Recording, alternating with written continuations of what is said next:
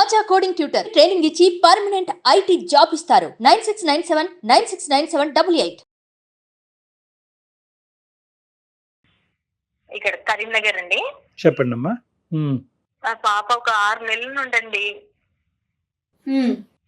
చాలా 6 నెలల నుంచి అసలు డిఫరెంట్ గా ఉంటుంది, డిఫరెంట్ గా బిహేవ్ చేస్తుందండి. ఒక 6 మంత్స్ నుంచి పాప అంటే ఏదో తను ఉండిపోవడము, ఒంటరిగా కూర్చోవడము, సైలెంట్ గా ఉండడం, ఎవరితోని మాట్లాడకపోవడము, ఇట్లాంటివి అట్లా చేస్తూ ఉందండి ఒక 6 నెలల నుండి. అందుకు అలా చేస్తుంది అసలు అర్థం కావట్లేదు. ఇంకా ఇంకా మా వారు ఏం చెప్పారంటే, ఇంకా పాపది ఎట్లాగో నేను ఇంట్లో ఉండను, చూసుకోవాల్సింది నువ్వే కాబట్టి పాప రెస్పాన్సిబిలిటీ, తన బాధ్యత అంతా నీదే అన్నట్లుగా అన్ని బాధ్యతలు ఇంట్లో తనని చూసుకునే విధానాన్ని బట్టి నాకు అప్పచెప్పారండి. ఎందుకంటే ఒక 6 నెలల నుంచి ఇంకా తన లోపల అన్ని ఇంకా చేంజెస్ కనిపిస్తున్నాయి. ఎందుకు ఇలా బిహేవ్ చేస్తుంది అనేది అర్థం కావట్లేదండి. ఏంటంటే ఆయన చెప్పేది ఏంటంటే, ఇంకా చాలా ట్రెడిషనల్ గా ఉండే ఫ్యామిలీ అండి మాది. ఇంట్లో పెద్దగా టీవీ ప్రోగ్రామ్ కూడా ఏమి 24 గంటలు టీవీలు చూడొద్దు అట్లా అన్నట్టుగా అంటూ ఉంటారు. నేను కూడా పెద్దగా టీవీలు ఎక్కువ చూడను, ఒక జబర్దస్త్ ప్రోగ్రామ్ మాత్రమే చూస్తానండి. అది కాసేపు ఏదో నవ్వుకోవడానికి అన్నట్లు చూస్తాను. నాతో పాటు పాప కూడా అదే చూస్తూ ఉండేది. అట్లా ఇంకా అట్లా చూస్తుంటే ఇంకా సరే అట్లా కొన్ని రోజులు అట్లా అయిపోయింది. ఇంకా ఈ తిన ఇంకా 6 నెలల నుంచి ఇంకా ఎందుకు ఇట్లా చేంజెస్ కనిపిస్తున్నాయి అనేది అర్థం కావట్లేదండి. అసలు ఏ పని చెప్పినా చేయకపోవడము, చిరాకు పడ్డము, విసుక్కోవడము, ఏదైనా పని చెప్తే ఇప్పుడు చెయ్యనంటే చెయ్యను, ఇట్లా రెక్లెస్ గా ఏదో నెగ్లిజెన్సీగా ఇట్లా సమాధానాలు చెప్పడం చేస్తుందండి. ప్రసన్న గారు, పాప దగ్గర ఫోన్ అది ఉంటదమ్మా? తనకి ఫోన్ ఇచ్చారా మీరు? మా ఆయన ఆండ్రాయిడ్ ఫోన్ ఇచ్చారండి, పాపకి మాత్రము ఈ నార్మల్ ఫోన్ ఇచ్చారు. ఇప్పుడు పాపకి ఆన్లైన్ క్లాసెస్ ఏమన్నా అవుతున్నా కానీ నా ఫోన్ లో నుంచి నేను అన్ని సెట్ చేసి అది ఆన్లైన్ క్లాసులు అటెండ్ చేసుకుంటే నువ్వు చూస్తూ ఉండు అన్నట్లుగా చెప్పి నాకు ఈ ఫోన్ ఇచ్చారు. పాపకు నార్మల్ ఫోన్ ఇచ్చారండి. అట్లా నడుస్తూ ఉంది. తన ఫ్రెండ్ పక్క వీధిలో ఫ్రెండ్ ఉందండి, దివ్య అని. అక్కడికి బర్త్డే అని చెప్పేసి వెళ్ళింది. చాలా బతిమలాడితే సర్లే అన్నట్టుగా నేను పంపించాను, పక్కనే కదా అని. అయితే ఇంకా చాలాసేపు అయిందండి వెళ్ళింది, చాలాసేపు అయింది రాలేదు. ఇంకా 6 అవుతుంది, 7 అవుతుంది, 8 అవుతుంది. నాకేమో టెన్షన్ వచ్చేసింది, ఏంటి ఇంతసేపు వెళ్ళింది ఇంకా రాలేదు అని. ఈ లోపల మా వాళ్ళు వచ్చేసారు. ఏంటి ఇలా ఎందుకున్నావు అన్నంటే, ఇంకా ఆయనకు ఏదో ఒక అబద్ధం చెప్పేసి అలా చెప్పేశానండి. పక్క వీధిలోనే నేనే వెళ్ళి పంపించేసి వచ్చాను అని చెప్పేసి. అంటే ఆయన అన్నారు, మరి నువ్వు ఎందుకు వెళ్ళలేదంటే, ఏదో చిన్న పిల్లలు పిల్లలు వెళ్ళండి, అందుకే నేను తనని పంపించేసి నేను వచ్చేసాను అని చెప్పేసి అలా చెప్పుకుంటూ వచ్చాను. ఆయనకి అబద్ధం చెప్పేశాను నేను.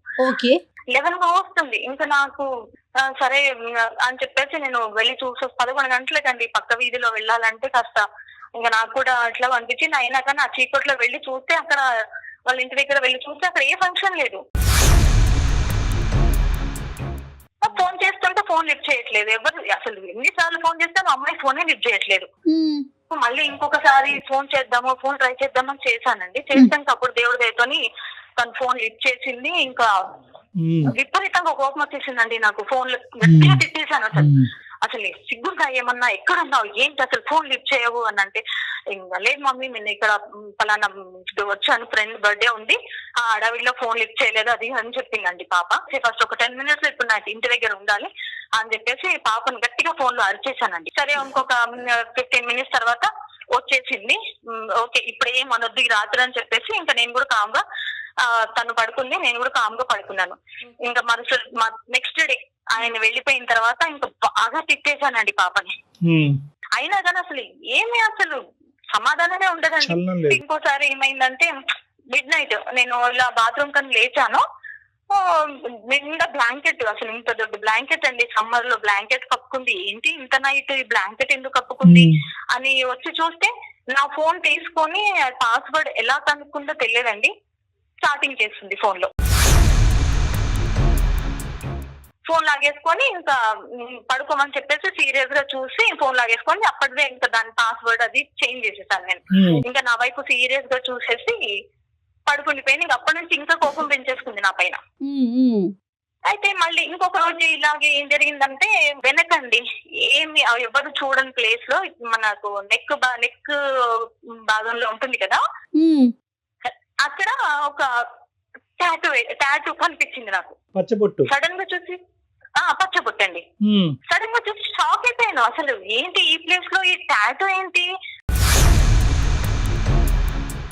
అసలు టాటూ ఎప్పుడు వేయించుకున్నావి ఏంటి అని చెప్పేసి అది వేయించుకున్నాను అని అప్పుడు కూడా ఏదో ఆన్సర్ చెప్పేసి ఉంటాను. నేను షాక్ అయిపోయాను. లవ్ సింబల్ తో ఎస్ అనే అక్షరంతో మన ఇంట్లో అయితే ఎవ్వరు లేరు, ఎందుకు ఏంటి ఎవరిది చెప్పానంటే మా ఫ్రెండ్ ఇది అంటుంది. ఫ్రెండ్ అంటే ఎక్కడ ప్లేస్ అయినా అక్కడ కనిపించని ప్లేస్ లో వేసుకోవాల్సినంత అవసరం లేదు. మామూలు ఫ్రెండ్ అంటే ఏ ఫ్రెండ్ చెప్పట్లా, ఏ ఫ్రెండ్ అనేది చెప్పట్లేదు.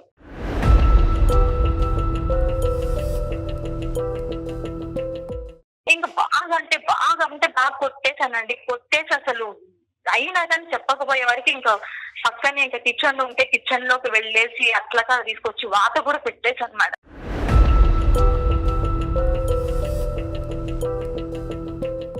తను బాధపడుతుంది, నేను కొట్టినందుకు చాలా బాధపడుతున్నాను, కానీ అయినా కానీ చెప్పట్లేదు మేడం. అప్పటికి కూడా చెప్పలేదు. ఇంకా అసలు ఏడుస్తుంది కానీ చెప్పట్లేదు.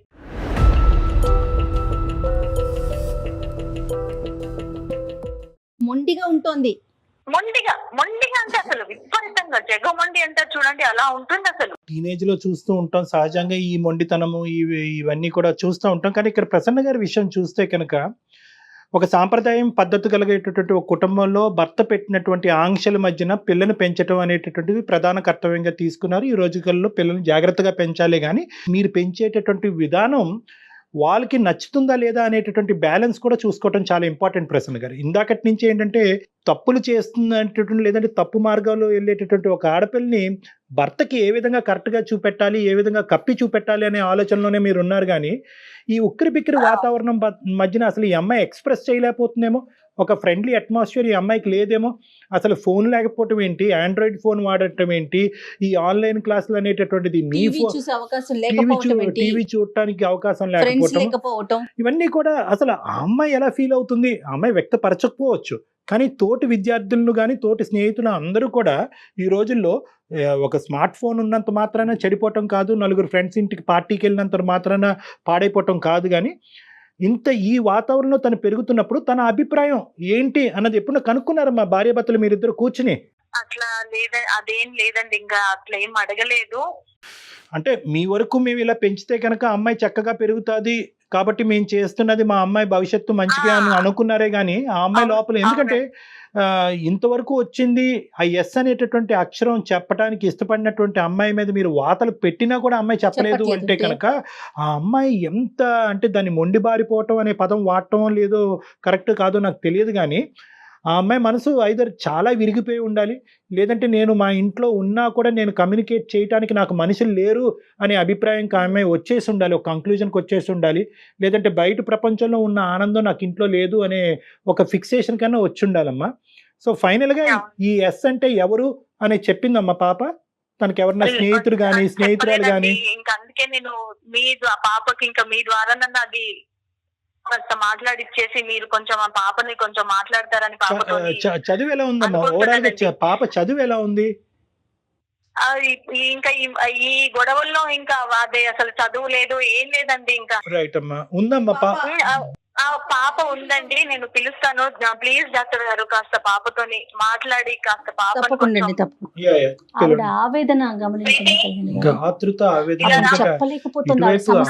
అమ్మాయిని సెట్ చేయలేకపోతుంది, అటువైపు భర్తకి సమాధానం. డాక్టర్ గారు మాట్లాడు, నాతో మాట్లాడినట్టుగా ఇంట్లో మాట్లాడినట్టుగా మాట్లాడకు. హలో అమ్మా ప్రీతి. హాయ్ డాక్టర్ చెప్పండి. సారీ అమ్మా, అమ్మ కొద్దిగా బాగా కంగారు పడుతుంది, అమ్మ ఒత్తిడిని నువ్వు కూడా అర్థం చేసుకుంటావని అనుకుంటున్నాను. బహుశా నీకు ఇది సర్ప్రైజ్ అయ్యి ఉండొచ్చు, ఇలాగ ఒక డాక్టర్తో ఇలా ఫోన్లో మాట్లాడటం అన్నది. మేము యాక్చువల్గా సుమన్ టీవీ అనే ఛానల్ విన్నామమ్మా, పేరు విన్నావా? ఆ ఛానల్లో అందమైన జీవితం అని ఒక ప్రోగ్రామ్ వస్తుంది. ఓకే. అంటే యూజువల్గా ఈ రిలేషన్షిప్ సంబంధించినటువంటి అంశాలని డీల్ చేస్తూ ఉంటాం మేము, ఏదైనా సొల్యూషన్ Okay, దొరుకుతుందేమో అని చెప్పి. ఆ, నీ మాట వింటుంటే చాలా స్వీట్గా అనిపిస్తుంది అమ్మా, కానీ అమ్మ మాటలో విపరీతమైన ఆవేదన కనిపిస్తుంది. ఎందుకమ్మా అమ్మ ఎందుకు అంతలా రియాక్ట్ అవుతుంది? అమ్మ దేనికో బాగా బాధపడుతున్నారా ఆవిడ? బాధపడుతున్నారు, ముఖ్యంగా నీ ప్రవర్తన గురించి అని అది అంటుంది అమ్మ. ఏమవుతుందమ్మా, ఇంట్లో ఏం జరుగుతుంది? ఏముంది సార్, నేను ఇంటర్మీడియట్ స్టూడెంట్ ని సార్. రైట్. ఇప్పుడు నా ఏజ్ పిల్లలు, నా జనరేషన్ పిల్లలు ఎలా ఉంటున్నారో, వీళ్ళేమో ఆర్థడాక్స్ గా ఉండాలి, ట్రెడిషనల్ గా ఉండాలని మొత్తం ఎంటర్టైన్మెంట్ మొత్తం కట్ చేసేస్తున్నారు. Right right. Okay. ఇప్పుడు మీరే చూసారు కదా, మొన్నటి వరకు మొత్తం ఆఫ్లైన్ క్లాసెస్ లేవు, మొత్తం ఆన్లైన్ క్లాసెస్. అవునమ్మా అవును. మార్నింగ్ నుంచి ఈవినింగ్ వరకు మొత్తం క్లాసెస్ ఉన్నాయి. అందుకని ఫోన్ కొనమంటే కూడా వాళ్ళు ఫోన్ కొనలేదు. మా మమ్మీ దగ్గర ఒక ఫోన్ ఉంది, ఆ ఫోన్ లోనే ఆన్లైన్ క్లాసెస్ వినాలి అని చెప్పేసి నాకేమో నార్మల్ చిన్నది ఒక్క ఫోన్ ఇచ్చారు సార్. మా ఫ్రెండ్స్ అందరి దగ్గర పెద్ద పెద్ద phone, Android phones, iPhone phones అన్ని ఉన్నాయి. ఓకే అమ్మా, ఓకే. కానీ ఆన్లైన్ క్లాసెస్ వింటున్నప్పుడు మాత్రమే, ఇప్పుడు ప్రతిసారి ఆన్లైన్ క్లాస్ వచ్చినప్పుడు టైం కి మమ్మీ దగ్గరికి వెళ్ళి రిక్వెస్ట్ చేసి తీసుకునే బదులు నాకు ఒక ఫోన్ ఇచ్చేస్తే అయిపోతుంది కదా సార్. కానీ ఇవ్వకోకుండా వాళ్ళు మొత్తం ఫోన్ కట్ చేసేసి నన్ను ఎవరి దగ్గరికి పంపించరు. చాలా స్ట్రిక్ట్ గా ఉంచినట్టు డైలీ వీళ్ళతోనే ఉండాలంటే నాకు కూడా బోరింగ్ గా ఉంటది కదా సార్. ప్రీతి, వాళ్ళు ఇప్పుడు అమ్మ నాన్న ఇంట్లో స్ట్రిక్ట్ గా ఉండటమే నీ బిహేవియర్ కి కారణమా? అంటే అన్ని విషయాల్లో స్ట్రిక్ట్ గా ఉంటున్నారు, కొంచెం కూడా నన్ను అర్థం చేసుకోవట్లేదేమో అనిపిస్తుంది నాకు. సరే నాన్న, ఇప్పుడు అది అమ్మతో, ఇప్పుడు ఎగ్జాక్ట్ గా నువ్వు మాట్లాడక ముందు అమ్మతో కూడా అదే చెప్పాము. అంటే కరెక్ట్ గా పెంచటం అంటే స్ట్రిక్ట్ గా పెంచటమా, బయటికి వెళ్ళగనివ్వకుండా ఉండటమా, అవసరాలు తీర్చగా, అంటే ఫోన్లు ఇలాంటి వాటి నుంచి దూరం పెట్టమా అంటే కనుక ఆ విధంగా మేము ఆలోచించలేదండి అని అమ్మ కూడా ఒప్పుకుంది. కానీ అమ్మ ప్రధానమైన సమస్య ఏంటంటే ఈ ఎస్ అనేటటువంటి పచ్చబొట్టు ఏదైతే నువ్వు నీ శరీరం మీద వేసుకున్నావో దాని గురించి ఆవిడ విపరీతంగా తర్జన భర్జన ఫీల్ అయ్యి చాలా టెన్షన్ లో ఉంది. ఏంటమ్మా, ఎందుకు వేయించుకున్నావు అలాగా? ఇంట్లో ఎవరు లేరు కదమ్మా, ఎస్ అనే పేరుతో మీ ఇంట్లో ఎవరైనా ఉన్నారా? లేదు డాక్టర్, ఇంట్లో ఎవరికి పేరు మీద ఎస్ అనే లేదు. నేను నాకు ఇష్టమైన వ్యక్తి పేరు అన్నట్టు ఇష్టంతో వేసుకున్నాను. మా ఫ్రెండ్స్ కూడా వేరే టాటూస్ వేసుకున్నారు. ఇష్టమైన వాళ్ళది టాటూ వేయించుకుంటే బాగుంటది అని చెప్పేసి నాకు ఇష్టమైన వాళ్ళు అన్నట్టు నేను టాటూ వేయించుకున్నాను. ఎవరమ్మా ఈ ఇష్టమైన వాళ్ళు? ఆ వ్యక్తి ఎవరమ్మా? ఇది జబర్దస్త్ లో వస్తారు కదా సార్, ఎవరమ్మా? సుడిగాలి సుధీర్ అని వస్తారు కదా. సుడిగాలి సుధీర్? సుడిగాలి సుధీర్ అమ్మా. అవును అవును డాక్టర్, అవును.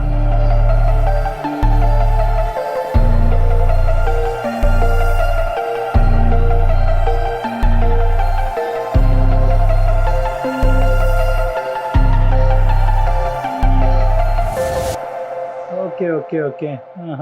మేము ఇంట్లో టీవీ ఏం చూడం సార్, ఓన్లీ జబర్దస్త్ చూస్తాము. నాకు అదే చూస్తున్నప్పుడు ఆయన నాకు చాలా నచ్చారు.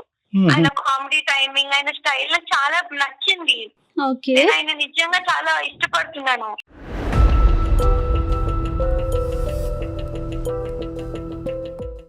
ఇష్టమైన వాళ్ళ పేరు టాటూ వేయించుకుంటారంట కదా, మా ఫ్రెండ్స్ చెప్పారు. నేను అలాగే వెళ్ళినప్పుడు వేయించేసుకున్నాను.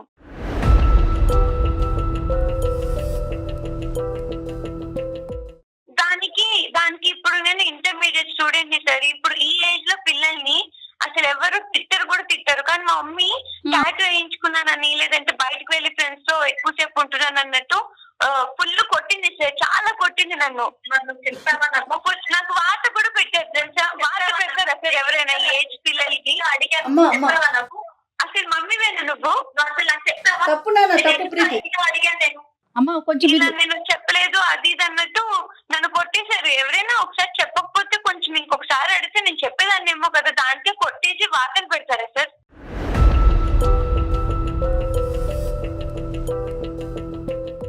ఈ ఏజ్ పిల్లలకి గానీ చిన్న పిల్లలకి గానీ ఎవరైనా మాట వినకపోతే ఇలా వార్తలు పెడతారా?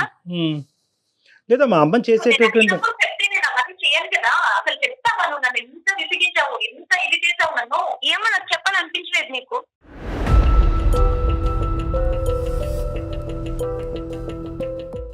అందుకే అంత పర్ఫెక్ట్ నేను కూడా అందుకే కొట్టాల్సి వచ్చింది. నువ్వు అంత ఒంటిగా బిహేవ్ అమ్మా అమ్మా ప్రసన్నలక్ష్మి గారు అమ్మా కొంచెం మీరు కొంచెం కూల్ గా ఉండండి అమ్మా. చెప్పండి మేడం. ఒకసారి మనం ఒక్క పాపతో నిమిషం అమ్మా, మాట్లాడదామమ్మా.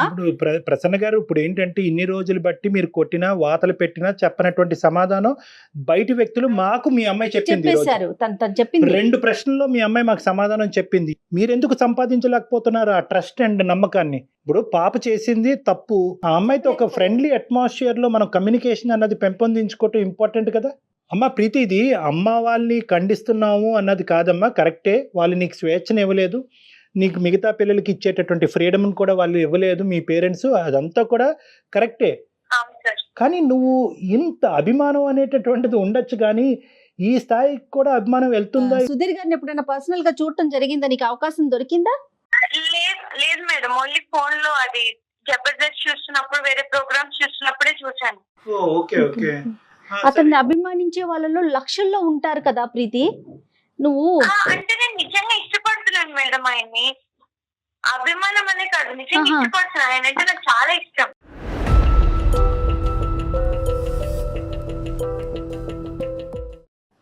ఇష్టం అంటే ఏంటమ్మా?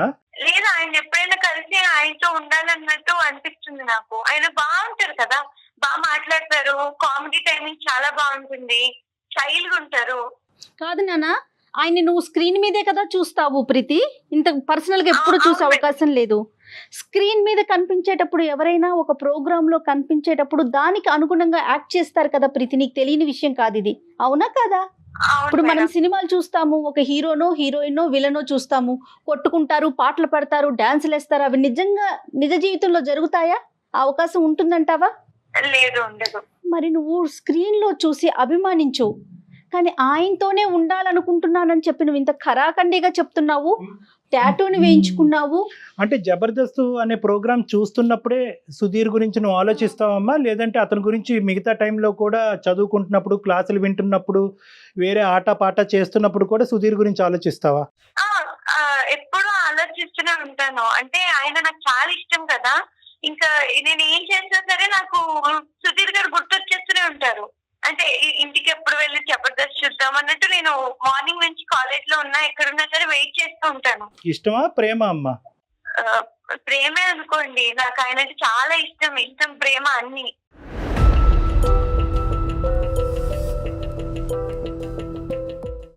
నాన్న ఇప్పుడు అందుకే వేయించుకున్నానండి టాటూ. నాకు ఇష్టం ఆయన చాలా, అందుకే వేయించుకున్నాను. ఆయన్ని ఒక యాక్టర్ వరకు ఇష్టపడు నాన్న, స్క్రీన్ వరకు ఇష్టపడు.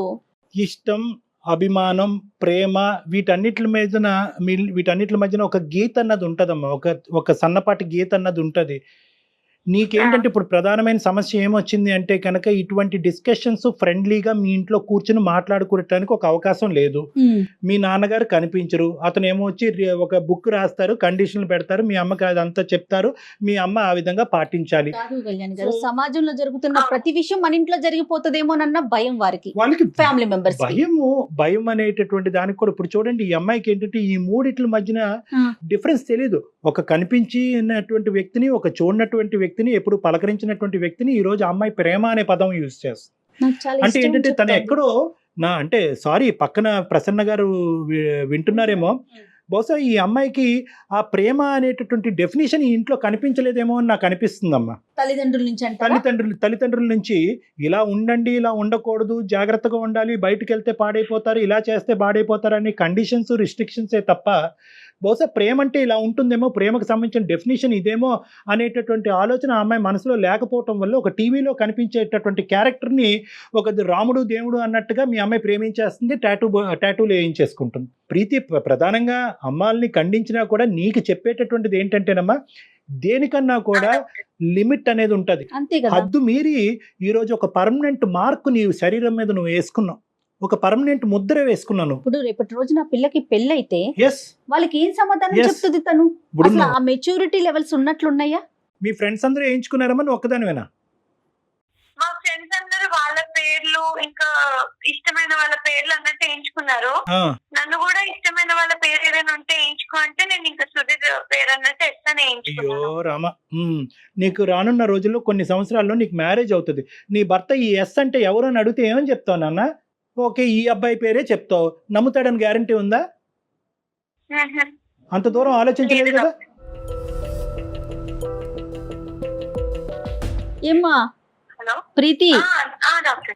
అంతవరకు నువ్వు ఆలోచించుకోలేదు కదా, నీకు లేదు ఇష్టం లేదు మేడం, ఏం లేదు. చేసుకున్నావు అంతే.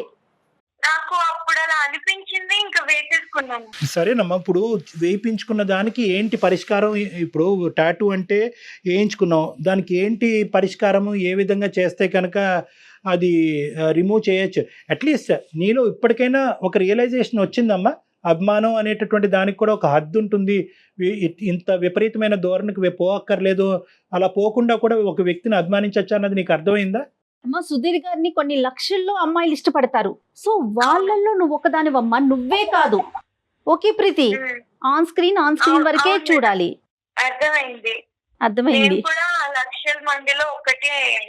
ఆ, అంటే సో ఏంటంటేనమ్మా, నీ ప్రధానమైన కర్తవ్యం ఏంటంటే కనుక నువ్వు చదువుకోవాలి, ఒక మంచి కెరియర్లోకి వెళ్ళాలి, కాంపిటేటివ్ ఎగ్జామ్స్ రాయాలి, వీలుంటే అవకాశం ఉంటే కనుక విదేశాలు వెళ్ళి పై చదువులు చదువుకోవాలి, అమ్మ నాన్నని అభిమానించాలి.